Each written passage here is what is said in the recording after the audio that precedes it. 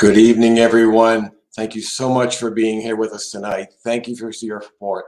I must say I'm really quite sorry we can't be together tonight. We are honoring two such special people in the criminal justice and law enforcement space in New York. It'd be great to be all together. I'm Richard Aborn. I'm president of the Crime Commission, and I'm very, very pleased to be here. Next year, I'm confident we will be in person. There's no doubting that we're living in a complicated moment in the fight against crime and in our ongoing, absolutely necessary struggle to balance the racial inequities in our criminal justice system. But in a maybe an odd way, some people might think, I'm optimistic about where we are. And the reason I'm optimistic is I think we've now put a cap on the rise in crime. It's not back down where it needs to be yet. We seem to have stopped the rise. We also seem to be trying things that we've never tried before and watching what we're doing and learning from what we're doing and abandoning those things that don't work and accelerating those things that do. We're beginning to achieve this balance between a highly focused, effective intervention against violent crime while understanding that nonviolent crime should be treated in a much different way. We've understood that jail can be a devastating experience and we should use it sparingly, but there are times when it's necessary. We're drawing that balance more and more, and we're bringing the community in a way that we've never done before, and that is certainly having an impact. And the conversation continues to go on, and I think that's very important. And I think the core thing here is that we really do have to learn our lessons from the past, those things that we did very well, and frankly, those things that we did not do very well. We have to be thinking about both intended consequences and unintended consequences. And I'm really confident that as long as we allow reason to dominate over emotion, we will get this right. It may take us a year or so to get it, but we will get this right. And the reason I have that confidence is that our two honorees tonight have laid such an incredible foundation for the people that will follow them, that the people that will follow them come in with a leg up because we have, in fact, learned so much. And I want to go right into our first honoree, Cy Vance, the Manhattan District Attorney. I was very pleased when Cy agreed to accept this award. I told Cy backstage, if you will, just a few minutes ago that for me it was a no-brainer. A year ago in my mind, I knew we were going to honor him because he's done so much and he's had such a vibrant tenure. And I want to just recite to you some of the things that he's done as Cy as the prosecutor. And then if you'll indulge me, I'd like to speak for a few minutes about Cy the man, Cy the individual, Cy the human being, because you have to have those two traits in an effective prosecutor. Cy, as you may recall, has been in office since 2010, following DA Morgenthau, and his impact on Manhattan has been not just on Manhattan, but as traditional of the Manhattan DA's office, far beyond.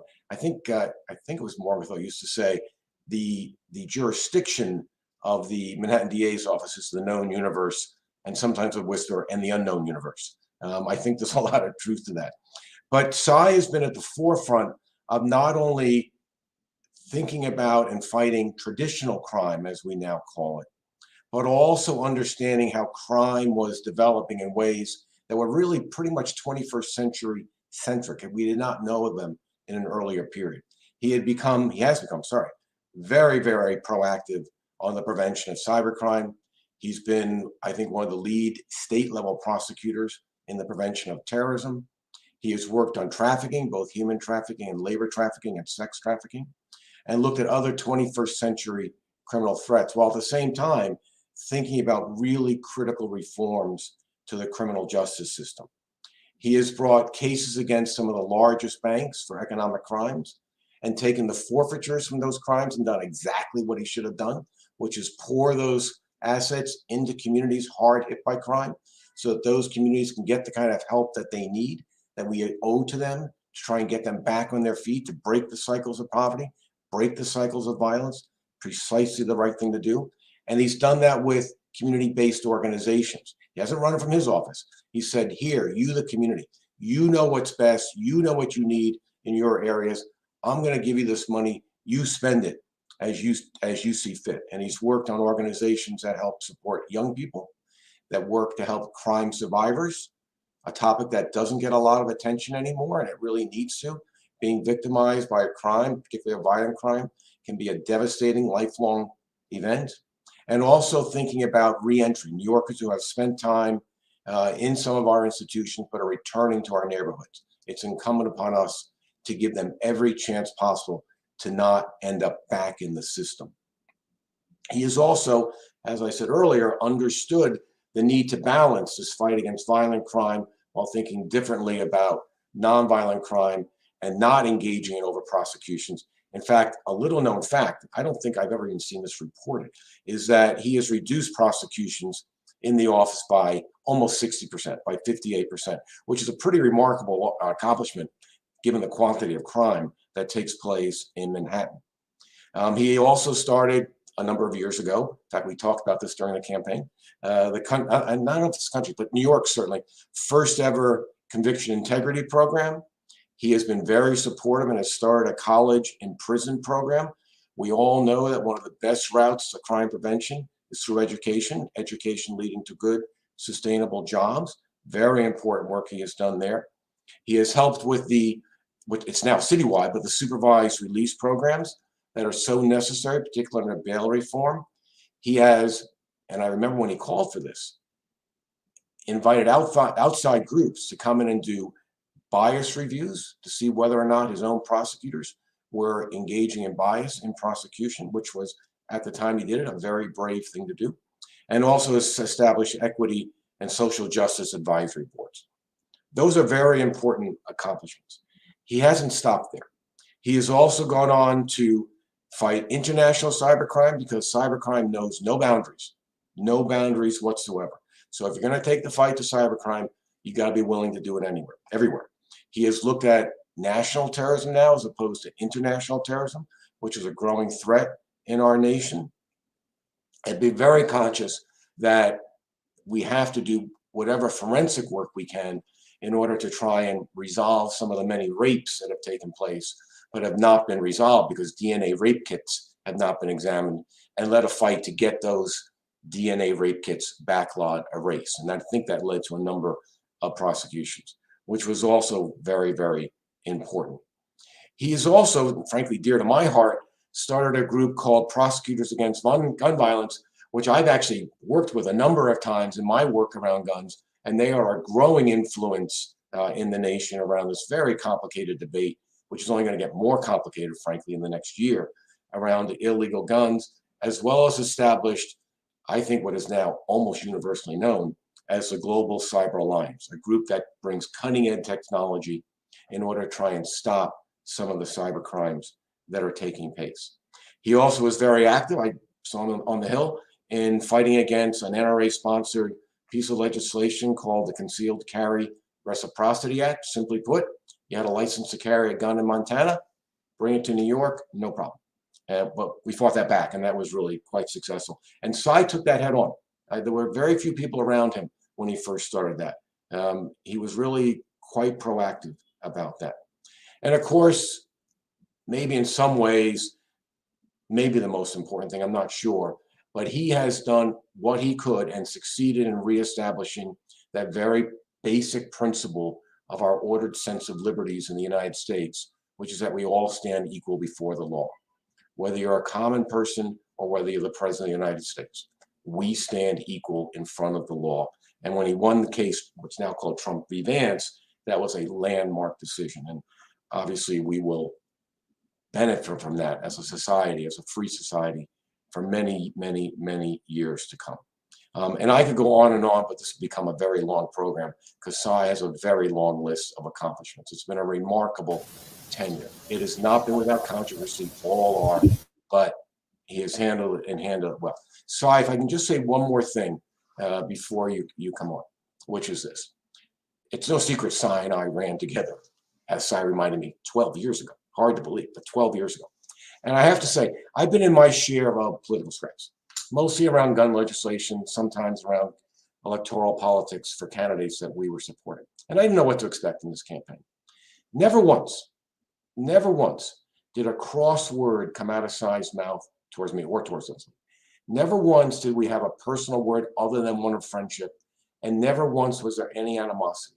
We debated issues. We agreed on some, we disagreed on some. But to me, it was the way a campaign should be run. It was a campaign of ideas. And I think Cy demonstrated in that what I think is in some ways his most important trait as DA, which is when we were running, the first time I saw him speak, he talked about fundamental justice, that the DA had to be about justice. And he never wavered from that. And I don't think he's ever wavered from that, from the campaign till December 31st. And I really salute you, Cy, for that. That is a fantastic legacy to leave behind. So important to the function of the prosecutor's office. One I know Alvin will continue. But I think on behalf of all the people of Manhattan, and certainly probably all the people of the city, we thank you for that and we thank you for your service. And for that, we give you our Theodore Roosevelt Leadership Award. Well, good evening, Rich, and thank you obviously so much for your introduction. And I just want to reciprocate that you are, and your organization, the Crime Commission, has been, I think, over the last 12 years that I've been DA, one of the leading rational voices about how we as a community are dealing with the challenges that we all face and that too often divide us. And if I could just recount the times that you said in editorials and in interviews that as we go through these challenges, which must be faced head on and which do reflect the divides in our community of haves and have-nots, that we have to find a way to work together and not blame each other, whether it's police, prosecutors, community, law enforcement. The road to our success as a community ultimately is to be building bridges between those who have disparate points of views. And I think you and your organization have been a key leveling, rational factor, reminding us to bring out the best in us, and that the challenges that we face are challenges that we all face together, and we have to look at ways to take them on together as a community. So I just want to salute you, the members of the Citizens Crime Commission and its supporters, for the work that you've done. I also have to say to my co-honoree, Dermot Shea, who I don't see on the screen, what an honor it has been to work with you. I've worked with 4 police commissioners now. I've been privileged to have worked with Commissioners Kelly, Bratton, Jimmy O'Neill, and now Dermot. And in the last 2 years, I have developed an increasing respect for Dermot and his intelligence, his commitment to the work of the NYPD, and has been a phenomenal partner. And on a personal note, we have had an honest, open relationship, agreeing to disagree where we disagree, but always, I think, working to the same end, trying to find common ground to get solutions that protect our communities as best we possibly can. As I leave the office, first of all, I'm humbled to have been elected district attorney. This was for me, having left the office in the 1980s as a young assistant district attorney, a dream that I held for several decades, that I someday could come back to Manhattan from the West Coast where I was living at the time, return to practice and become a public servant again as the district attorney. And I had the opportunity and fortune to do that, running against such strong candidates and individuals who contributed so much to the community like Rich Aborn. But I was given this opportunity, and I want to thank my colleagues in the district attorney's office and my colleagues in government for have worked with me over these past 12 years. And it's a period, Rich, you've described some of our accomplishments, and I'm very proud of those, but I owe those truly to the smart men and women who are with me, who have helped me lead this office forward. Ultimately, Rich, when I took over from Bob Morgenthau, he had raised the bar very high when I was DA. And I looked at my job as trying to meet that bar and raise it just a little bit higher during my tenure. And that's what I hoped I've done. That's what I believed I've done. And that's the bar that I now leave to Alvin Bragg, the district attorney-elect, who I want to just reflect on briefly here and say that, Alvin, you are, I believe, going to be an extraordinary district attorney.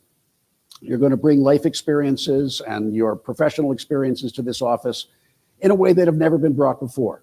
And I'm convinced that New York City and this office have much to learn from you in the years ahead, and I will be fascinated and encouraging and supportive of you behind the scenes, but in any way that you think I can help you. As we leave here, Rich, I would say this. We have been confronted over the last 12 years with enormous challenges. It's interesting you talk about the reduction of crime prosecutions in our office by 60% during my tenure. That was in the first 10 years of my tenure. And that was in the 10 years where New York's crime declined the most ever in terms of the decline of violent crime. And so I want to leave on the note that that declination or that reduction in prosecutions, I think, demonstrates that one can limit our criminal justice footprint by providing alternatives to traditional prosecution in low-level offenses, and at the same time, focus on violent crime, as we did and our office did during our 12 years. 42 gun trafficking indictments, dozens and scores of indictments dismantling gangs. I think we proved that you can do both. You can have greater safety, at the same time strive and achieve greater fairness in our justice system. And now, as we are in the middle of this, or coming out of hopefully the crime rise of the last year and a half, I think, Rich, what I would encourage New York City and your commission to do is to think about what can we learn from what we've just gone through. It certainly would be a shame to me to have gone through this very dramatic and transformative and painful experience of the last 18 months without trying to understand, with a humility that we brought to the examination of what caused COVID, using science, using research, to try to understand what happened in New York to cause the spike in violence that existed here, mindful that it occurred in every other major city in the country at the same time. I think there's much to learn from the last 18 months out of the pain that our communities have suffered. And I think the Citizens Crime Commission, I hope, will be one of those who are prepared to take on that evaluation to understand better what has happened to us, and as a city, how we can make sure that we've done everything to make sure it doesn't happen again. Thank you, Rich. Cy, as always, you're the perfect gentleman. I really appreciate those comments, and you're absolutely right. Those are very, very important questions. And now you know the next phone call you're getting from me. What are the lessons we've learned? I'll get to you. I'm very pleased now to bring Rich Girgenti on to give Cy another award. Rich was my boss when I was in the DA's office, and Cy and I were somewhat contemporaries. I don't think he was ever Cy's boss, but he was certainly there when Cy was there along with me. Rich has been an absolute stalwart in the criminal justice system. He is always, in many ways, the wisest man in the room. He's the person you go to when you find yourself in a really thorny situation. He's the person you go to when you have a really complicated question. And he's the person you go to when you just need some support. He's just a wonderful guy. And he wanted to speak about Cy tonight and present Cy an award. Rich? Well, thank you very much, Rich. I really appreciate those remarks, and I want to thank you for the outstanding job that you do as president of the Citizens Crime Commission. I'd also like to recognize the other members on the board of the Crime Commission who represent the business community in support of the Commission's very special mission of promoting public safety and a more just criminal justice system. And of course, I'd be remiss if I didn't mention Lou Rice, a fellow board member and presenter later in the program. I'd also like to take the opportunity to congratulate both of tonight's honorees, NYPD Police Commissioner Dermot Shea and District Attorney Cyrus Vance, and to offer a special congratulations to Manhattan District Attorney-elect Alvin Bragg, and my best wishes, Alvin, for your success as you assume the leadership of my old office on January 1. Tonight, I have the distinct pleasure of honoring my friend and former colleague, District Attorney Vance, on behalf of the Manhattan DA's Alumni Association, and its literally thousands of members who wish to pay tribute to Cy for his leadership of the Manhattan DA's office over the last 12 years, and for his efforts in maintaining and advancing the office's proud tradition for independence and professionalism, and as recognized as the premier district attorney's office in the country. When DA Vance assumed leadership of the Manhattan DA's office in January 2010, he succeeded a trio of legendary district attorneys, Thomas Dewey, Frank Hogan, Bob Morgenthau, who each in their own way and time were reformers and leaders, not only as prosecutors, but as criminal justice innovators. Big shoes for anyone to follow.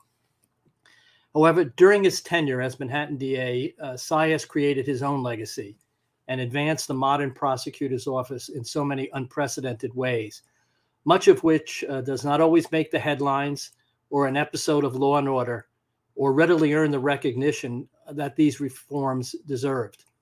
In addition to enforcing the law in a vigorous and just manner that saw crime reduced in Manhattan during his tenure, he also ensured the integrity of the office's prosecutions, both during his term and for past prosecutions, by the creation of a conviction integrity unit, one of the first in the country, and a panel of independent experts that I had the privilege of serving with as well. But I think the most enduring part of his legacy will be a number of signature and innovative projects that have reshaped the modern prosecutor's office and the criminal justice system in New York.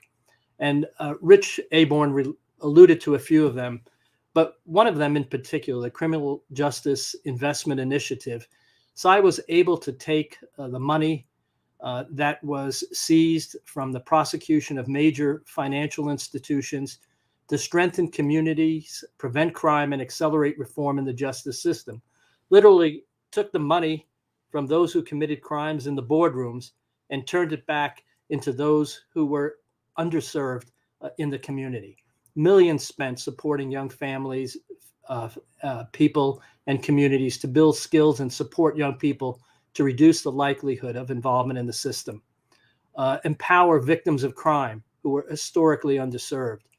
Millions more to create alternatives to incarceration, and hundreds of millions in forward-looking efforts that improve technology and the analytic capacity of law enforcement to upgrade security in New York housing developments, and nearly $100 million to equip the NYPD with tablets, handheld devices, and mobile databases for every police officer and patrol. You also heard about the Global Cyber Alliance, which now includes more than 180 global partners from over 20 countries and more than a dozen industries, all working together to eradicate systemic cybercrime.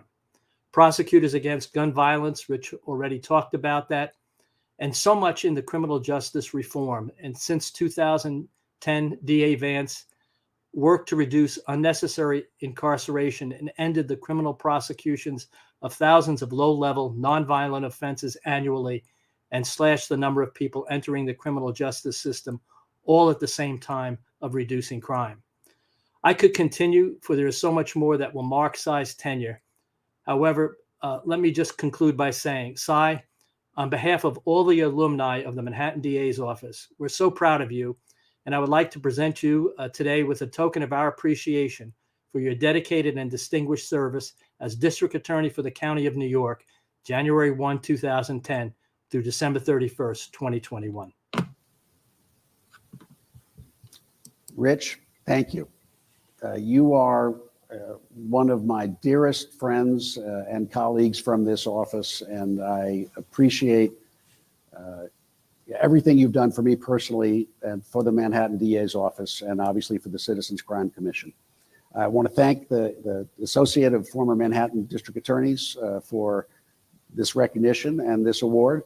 And I want to thank them and to remind them that really the future of our organization, this office, depends on their support on bringing talented candidates to this office, to join this office, to challenge those who are in leadership in this office to think in the most forward and fair manner, and that this bond that we have as men and women who have worked in the Manhattan DA's office is truly our greatest strength.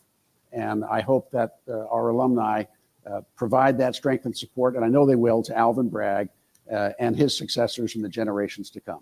Thank you, Rich. You're welcome. Thank you both. It's my pleasure now to actually introduce Alvin.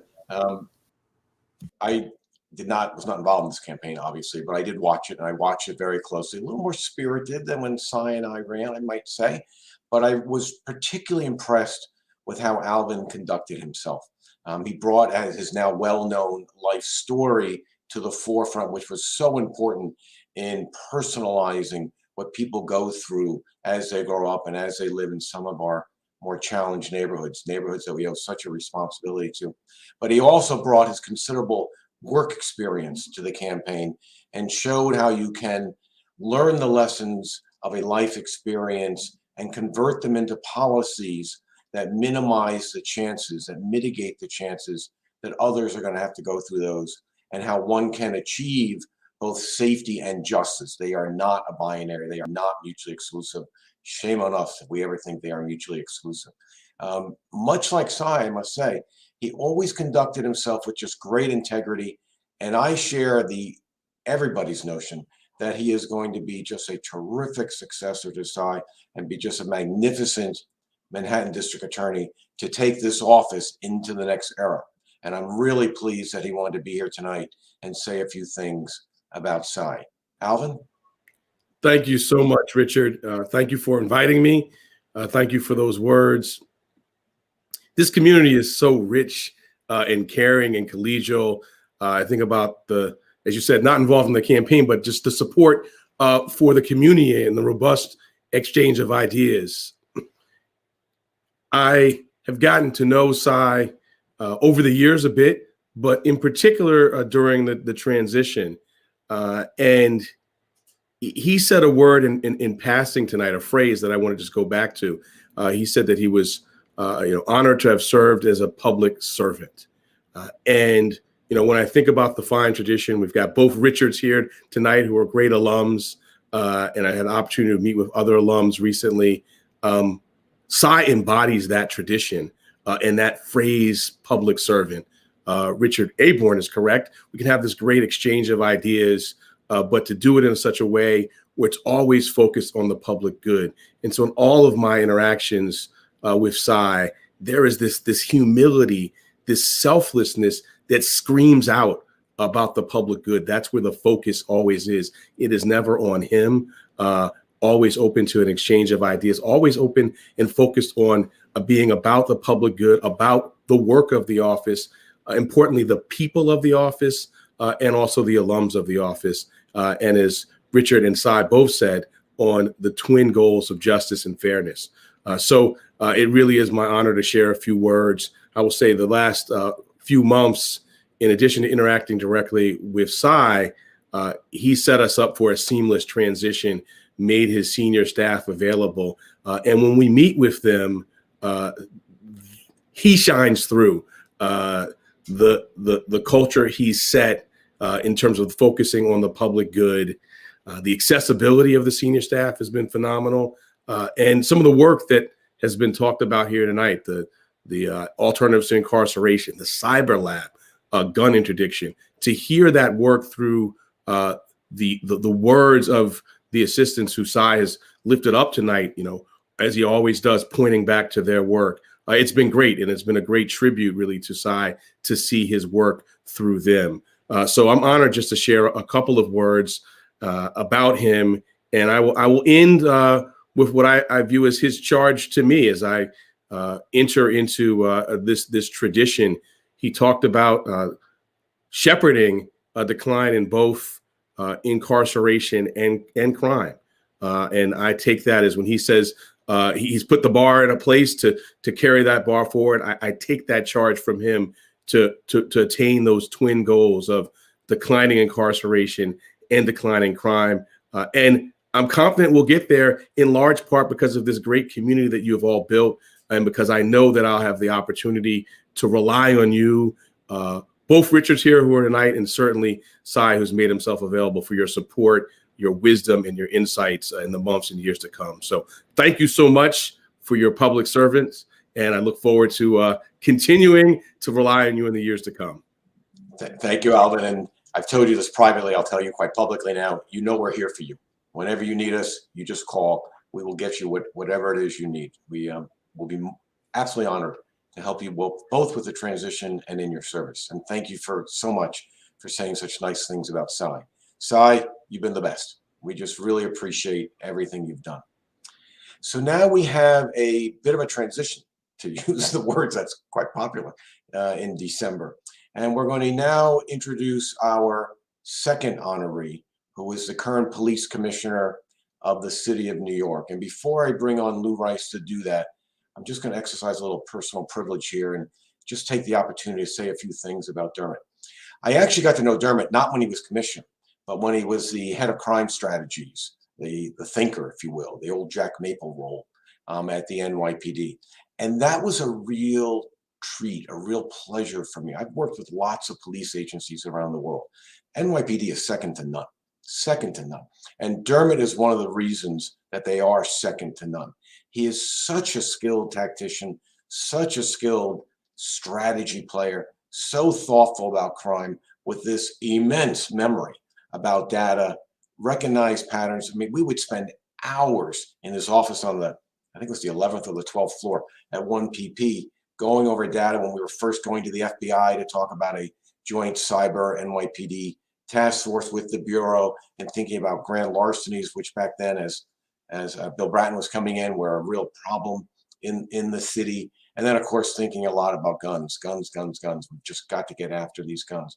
And Dermot was just the person you went to think about these things. And he's really carried that tradition into the chief of D's and the chief of detectives office, and now as commissioner. So I'm very pleased that he has agreed to accept this award. I consider him a very, very good friend. He's a person I respect immensely, and I'm thrilled that he's going to be with us to take this. I'm going to now introduce Lou Rice. Lou is known probably to everybody. Lou has also been a stalwart of the criminal justice law enforcement community of New York. Lou was in DEA. He was the head of DEA in New York for many, many years. He was in DEA for his entire career in law enforcement. And he's now entered the private sector. He's head of security at Estee Lauder and one of our very esteemed board members. He does so much for the Crime Commission. In fact, when I asked him to do this tonight, he said, of course I'll do it, whatever you need. And that's always Lou, whatever you need. So he's just a terrific all-around human being. Lou, can I introduce you and ask you to present an award to Dermot? Sure. Thank you, Richard. And let's just like to start by saying congratulations to Cy. We're going to miss you. Welcome to Alvin. Look forward to working with you. And congratulations to Commissioner Dermot Shea, the 44th Police Commissioner of the City of New York. This is a great night for the Crime Commission, an unusual night. Usually we present 2 awards. We're doing it virtually this year. But usually it's a Distinguished Service Award and the Teddy Roosevelt Award. But we have 2 great recipients for tonight. One, the Manhattan District Attorney, Cy Vance, and the other, the Police Commissioner of the great city of New York, Dermot Shea. So we gave them both the Teddy Roosevelt Award. And when you think about Teddy Roosevelt, he was just a legendary figure that did so much in New York and the nation. And one of his favorite speeches is The Man in the Arena. And he talked about it's not the critic that counts. It's not the man who points out how the strong man stumbled or how the doer of deeds could have done better. The credit goes to the man that's in the arena. And that is Cy Vance and Dermot Shea, 2 men that are in the arena. And when you think about Dermot Shea, he's got a 31-year career with the NYPD, graduated in the top 10% of his class, came up through a series of investigative and executive assignments in the NYPD, and the last 2 years was the police commissioner of this great city. And we always say it's a tough job. There's nobody can do it better. But when you think about what he faced in these 2 years as the police commissioner, he faced COVID. He personally was sick with COVID. The department was, many police officers were sick with COVID, and it just changed the city. New York City was ground zero for COVID, and it changed our way of life, where you could actually die by being too close to somebody. There was no treatment for it at that time, but the city still had to run. Crimes were still being committed, and the police department still had to come to work. And his leadership encouraged the police to come to work. And we'll never forget that from Dermot Shea. And yeah, I retired from DEA, and the feds in the city, they go back and forth. But I can tell you, the NYPD is like when you go to a social event in New York and somebody says, "Is Brooklyn in the house?" and the people from Brooklyn jump up and down, "Brooklyn's in the house." The NYPD is that nationally in law enforcement. Is the NYPD in the house, and you see all the former members and the current members of the NYPD join together. They walk around with that swagger, that confidence, and whatever challenges they're gonna face, they're gonna resolve it. Dermot Shea leads this group. These are men and women in the arena that get up every day, go out and protect this city and risk their lives protecting the city. Have to make quick decisions, snap judgments with not a lot of facts, not only information, but they do it well and they're trained well. And so we really appreciate his commitment to this city. We're gonna miss him. When you think about, but I got to know Dermot Shea in spite of all the investigative work and the great police work they've done. I got to know Dermot Shea from his position as the leader of the Law Enforcement Explorer program. And for those that don't know, the police department is the largest law enforcement agency involved in the Law Enforcement Explorer program. DEA is involved, the FBI is involved, CBP is involved, MTA police are involved, but the New York City Police Department really leads that program. And they attract over 4,000 teenagers that come from some tough environments in New York City that don't always have such a great perception of the police. But when you watch these kids and the police together, it's a match made in heaven. The cops change, the kids change, because the cops see the kids as themselves, and the kids have a role model. Somebody's going to help them navigate the challenges of being an adult in a tough city like New York City. And if you're ever lucky enough to go to a police graduation at a police headquarters, I'm talking about for the Explorers, where Dermot Shea sits on one side of the stage with his command staff, and that auditorium in New York City is filled with New York City kids and their parents and their loved ones. And each one of these young teenagers walks across that stage and shakes the police commissioner's hand. The excitement, the electricity in that place is overwhelming. But that doesn't happen unless the police commissioner gives his commitment to the youth of the city. So Dermot Shea, I just want to let you know that that did not go unnoticed. We really appreciate your commitment to this city. I just want to end by saying one more thing. What he did when he came in, he grabbed Chauncey Parker and brought Chauncey Parker in. And if anybody's ever talked to Chauncey Parker, you know, just from a business perspective, you can have the best idea in the world, but you need a passionate advocate. And that's Chauncey Parker. You can't talk to Chauncey Parker without 10 minutes without telling him yes, because he's so passionate about whatever the idea. It could be the last thing you want to do. You'd have to go in your pocket or write a check, but you're going to tell Chauncey Parker yes. Dermot Shea brought Chauncey Parker in to get a handle on all the programs inside the NYPD that interact with young kids. And Chauncey's done that. And he's so proud to talk about what he does at the armories and the lights for the kids and re-establishing the basketball courts and creating that environment between the police and the kids and working together. If you came here as a visitor and stayed in the hotel in Midtown and you read the daily papers and read the 6 o'clock news, you'd think there's only tension between the police and the kids. But it's not until you're in this city each and every day and you see the kids and the police working together, playing basketball, dancing, jumping rope. A lot is going on. Unfortunately, it's not rolled out there in the daily papers and on TV, but those that are in the arena, like Dermot Shea and Cy Vance, know what's going on. And they don't listen to that noise. They stay focused, and they're bringing this city together. So Dermot Shea, from a federal guy to a New York City guy, and I got to say my dad was a proud New York City detective. He spent his time in the 2-5. So I grew up hearing all those stories about crime in New York City. Congratulations on a job well done.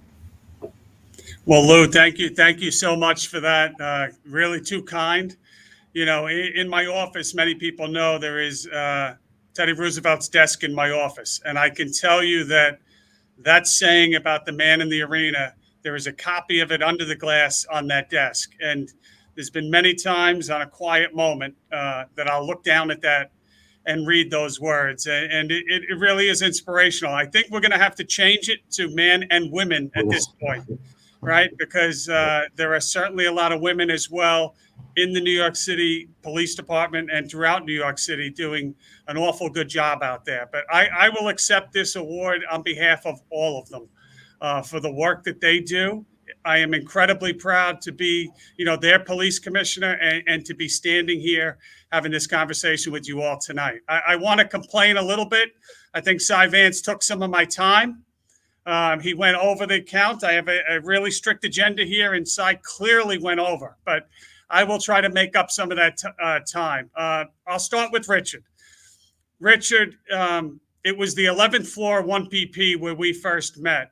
And I can tell you that the feeling is absolutely mutual. The respect that I have for you and the other members of the Crime Commission, not just for what you do each and every day, but really how much you care about New Yorkers. And Richard, the first time I met you, I was incredibly impressed. That would be an understatement on how much you get it. And not just the crime and the prosecution side and what it all means, but just how it all comes together. And I think that there's a lesson there for all of us to continue to learn. It's something that I've tried to impress my people, upon all my people throughout the last 5 years or so, that we are just one piece of a very complicated criminal justice system.